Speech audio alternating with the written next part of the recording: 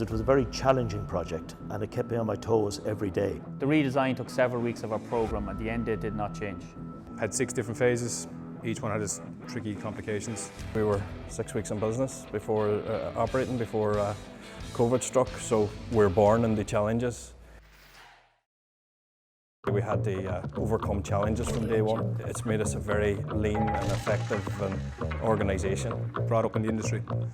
My dad and uncles all the way up. We were on the construction sector at one point, whether it be tradesmen or delivering plant. Get to the end, get it done correctly and walk away proud to say, I've done that and it's done right. We've all got hands-on experience. We've all been on sites in the past, so we know how to build things, we know how to make projects work. The David Lloyd building itself is a building that was constructed in the 90s. The biggest issue that the building had was I suppose the poor previous refurbishment projects that had been carried out. They all left their own issues behind, and also with the improvement in building regulations over the years and BCAR and all the rest, a lot of that previously carried out poor work had to be undone and redone. So we reviewed the documentation and based on previous experience and knowledge and local knowledge of the regulation, we established that the project wasn't going to be in compliance. It had been designed by UK-based architects. They were lucky in the contractor they chose because they were able to lean on us. We were able to support them in relation to BCAR requirements, local safety regulations. We run a risk register for all of these items. Yeah, so we collaborated with Turner Townsend to look at the operational commercial implications to reach a compliant design, a building that we could build. The redesign took several weeks of our programme and the end date did not change. I would say, it was a very involved mechanical and electrical project. Well, the main challenges in David Lloyd from the initial stages when we started the plan was the fact that we had to keep the whole facility open to the 7,000 memberships. So it was a logistics plan from within the building and externally. Because of the project and we had strict confines to our compound that we had a certain restriction of space because of this car park for the staff members. Deliveries come in on this date, guys, this is your area, this is where it goes. Don't arrive on here with 2 or 3 truckloads expecting to drop it all in on one day. It's not happening. It has to be coordinated. It was a tight space for a compound, and if you're swinging Arctic trucks in around, chances are you won't get the Arctic truck back out if a couple of members come in after you and they block the road, which they did. They double parked, they parked on verges, they abandoned the cars if they could. Once we coordinated deliveries, we didn't have the issue. And then you have your day-to-day. You have your members coming in and out.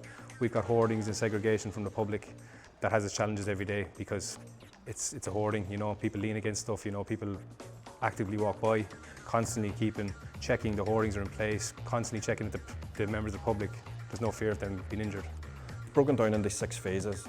It's carrying out the project as a whole while it's phased, while working around the live environment and the live club. No matter how long you give on paper, planning and working out all the problems is not tested until real life. You had all kind of sections of the population there. From kids, there's a kids club, so you're working around young children, parents come and going, right up to maintaining disabled access through potential areas of the site. DL Kids is basically a creche adjoined to the gym. It's where parents drop their kids off if they're going in for a one-on-one session with a PT. Biggest concern is working around anywhere where there is kids is obviously trip hazards, screws, anything that can be on the ground, anything that can be used, or I suppose anything a child can hurt themselves off, which is a lot. So I suppose my heart was in my chest most evenings when I came home from work to make sure that we've done everything we can to make sure no child has an injury. Because if we leave site at 5 o'clock, their DL Kids is still open till 8. There's still a 3-hour window in the evening that something could happen if we didn't do our job correctly. One of the biggest challenges is that 50% of the supply chain in the project were domestic volunteers. The other 50% were specialist contractors from the UK who work with the client on a regular basis.